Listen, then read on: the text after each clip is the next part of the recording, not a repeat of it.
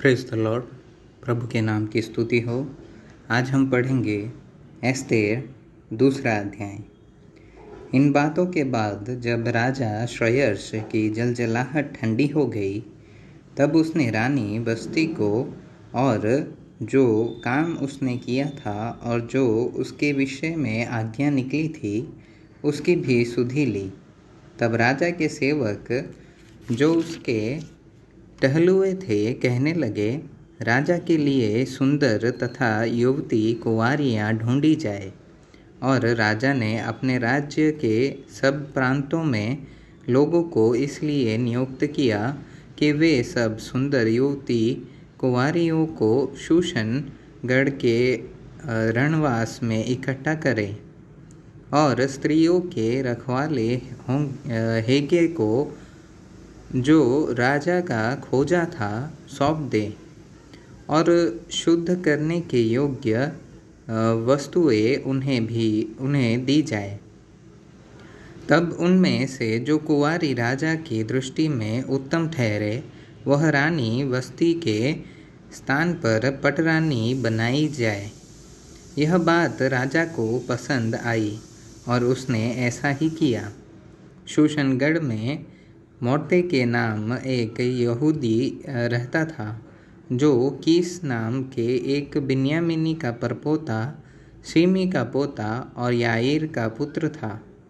वह उन बंधुओं के साथ यरूशलेम में बंधुआई में गया था, जिन्हें बाबेल का राजा नबूकदनेस्सर यहूदा के राजा यकोन्याह के संग बंधुआ करके ले गया था। उसने हदशा नाम अपनी चचेरी बहन को, जो एस्तेर भी कहलाती थी, पाला पोसा था, क्योंकि उसके माता पिता कोई न थे और वह लड़की सुंदर और रूपवती थी। और जब उसके माता पिता मर गए, तब मोर्देके ने उसको अपनी बेटी करके पाला। तब राजा की आज्ञा और नियम सुनाए गए और बहुत सी युवती स्त्रियां शूशनगढ़ में हेगे के अधिकार में इकट्ठी की गई। तब एस्तेर भी राजभवन में स्त्रियों के रखवाले हेगे के अधिकार में सौंपी गई और वह युवती स्त्री उसकी दृष्टि में अच्छी लगी और वह उससे प्रसन्न हुआ। तब उसने बिना विलंब उसे राजभवन में से शुद्ध करने की वस्तुएं और उसका भोजन और उसके लिए चुनी हुई 7 सहेलियां भी दी और उसको और उसकी सहेलियों को रणवास में सब से अच्छा रहने का स्थान दिया।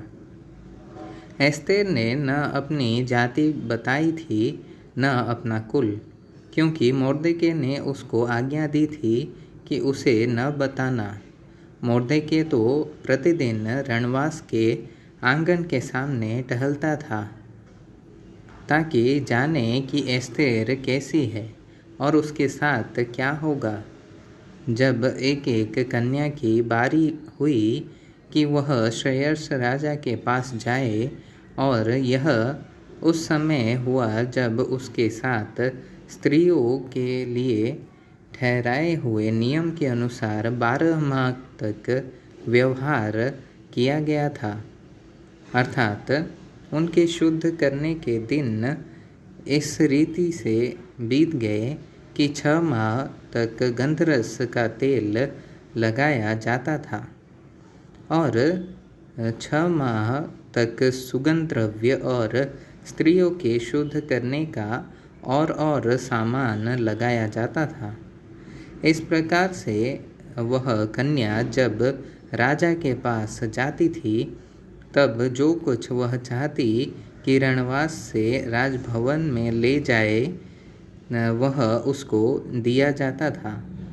सांझ को तो वह जाती थी और बिहान को वह लौटकर रणवास के दूसरे घर में जाकर रखेलियों के रखवाले राजा के खोजे शासगज के अधिकार में हो जाती थी और राजा के पास फिर नहीं जाती थी, और यदि राजा उससे प्रसन्न हो जाता था तब वह नाम लेकर बुलाई जाती थी।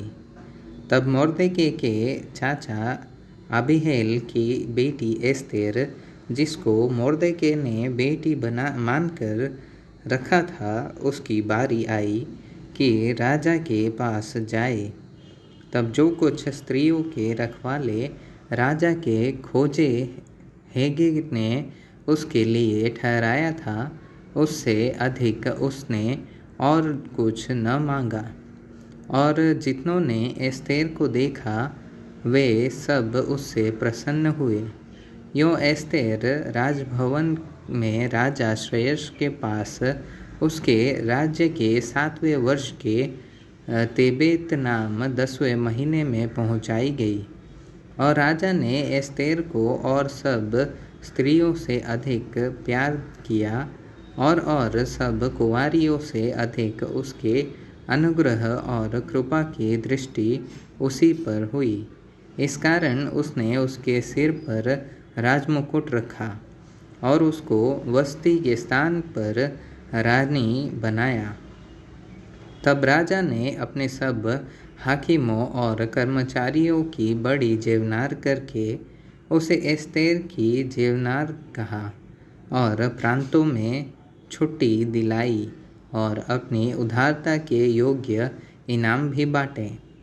जब कुंवारियाँ दूसरी बार इकट्ठी की गई तब मोर्देके राजभवन के फाटक में बैठा था और एस्तेर ने अपनी जाति और कुल का पता नहीं दिया था, क्योंकि मोर्देके ने उसको ऐसी आज्ञा दी थी कि न बताए। और एस्तेर मोर्देके की बात ऐसी मानती थी जैसे कि उसके यहाँ अपने पालन पोषण के समय मानती थी। उन्हीं दिनों में जब मोर्देके राजा के राजभवन के फाटक में बैठा करता था, तब राजा के खोजे को जो द्वारपाल भी थे, उनमें से बिक्तान और तेरेस नाम दो जनों ने राजा श्रेयस से रूठकर उस पर हाथ चलाने की युक्ति की। यह बात मोर्देके को मालूम हुई और उसने एस्तेर रानी को यह बात बताई। और एस्तेर ने मोर्देके का नाम लेकर राजा को चितौनी दी। तब जांच पड़ताल होने पर यह बात सच निकली और वे दोनों वृक्ष पर लटका दिए गए। और यह वृत्तांत राजा के सामने इतिहास की पुस्तक में लिख लिया गया।